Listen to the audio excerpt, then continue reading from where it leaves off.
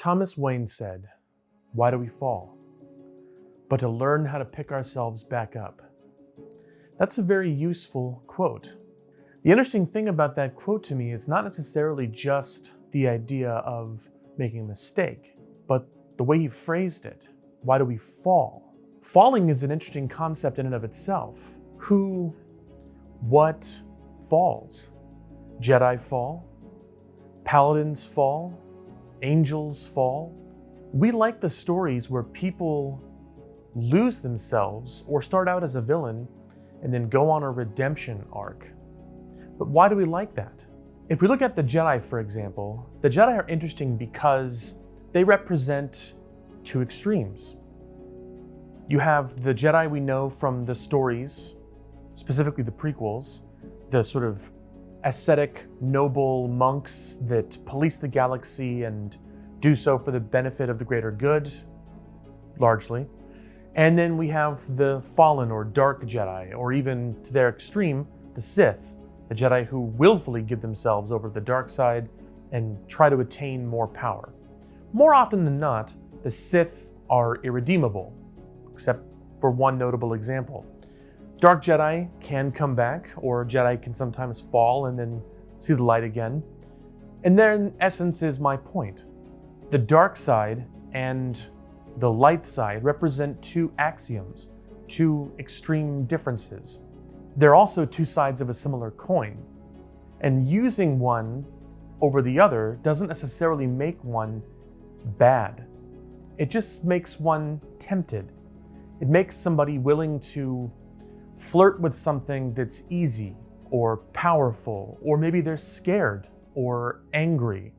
Simply because someone uses the dark side doesn't necessarily mean we can write them off. Someone who becomes a Sith, though, has probably gone beyond the pale. There's a lot of examples in fiction of this kind of character, but probably the most famous, at least in contemporary fiction, is Darth Vader. Anakin Skywalker didn't have an easy life growing up. Raised on Tatooine, to a slave mother, born into slavery himself. He was then taken by a Jedi who died trying to act as a father figure, and then trained by someone not very many years older than he was. Not very well prepared either to train someone. When Anakin fell to the dark side, he did so over a prolonged period of time, and then a few inciting incidents that precipitated the final collapse of his character. But when he came back, he did so in an extraordinary way, but not because of a personal vendetta against the Emperor, not because necessarily a self-motivated reason either. His son showed him compassion, reaching out a hand and saying, "Father, I won't kill you.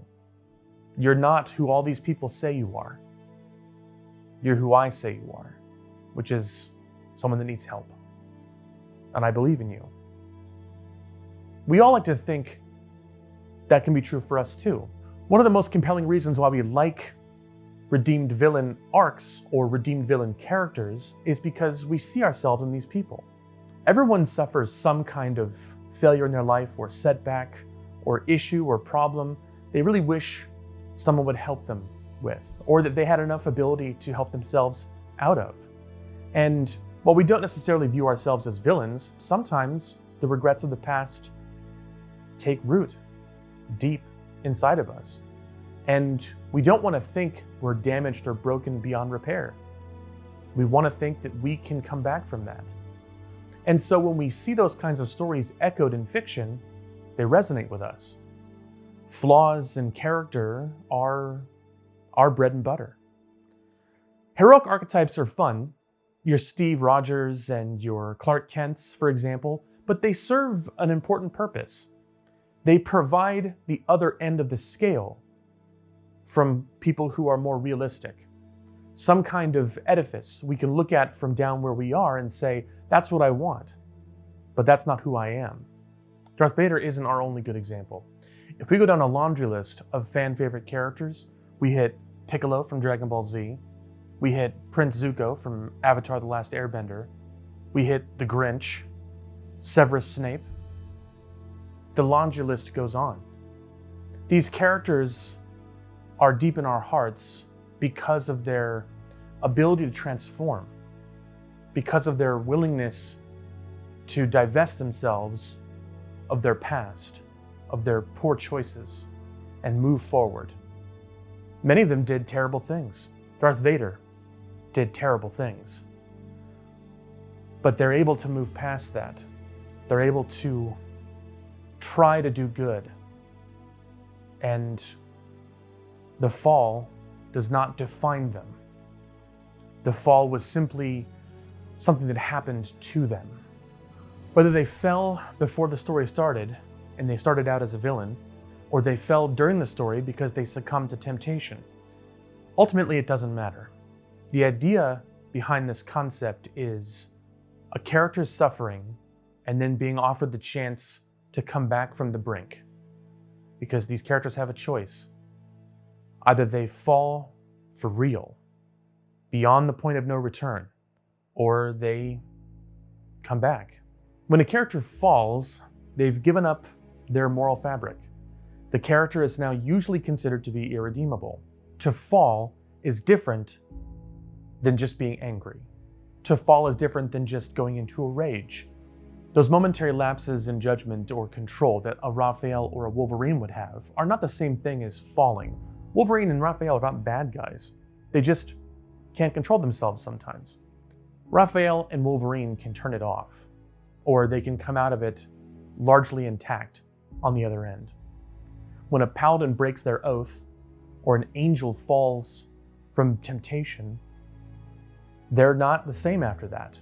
They're irreparably changed.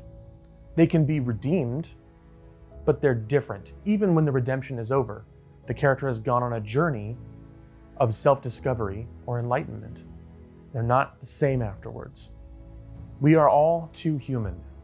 And so the characters we like in fiction are human, just like us. They may look different, may have different powers, they may be aliens, but really they're written by writers who are human, like us. They're not truly inhuman. I think one of the reasons why we're so compelled when a character starts out nefarious and ends up heroic is because that's who we are. Humans struggle with complex moral topics. Some of us do so a little, some of us a little bit more. And when we see a character on screen that has flaws, that has those same struggles, we connect with them more. So, redeemed villains. Are we villains? I don't think it's that simple, and I don't think it's that complex either. I think we're just people. Whatever your feelings about falling are, failure, loss, or defeat, it's an interesting thing to think about, the idea that you can learn to pick yourself back up. And when we are tempted to fall, we've got to learn, just like Bruce did, to pick ourselves back up. Because life is learning. And if we can do anything, we can do that. Took quite a fall, didn't we, Master Bruce? And why do we fall, Bruce? So we can learn to pick ourselves up.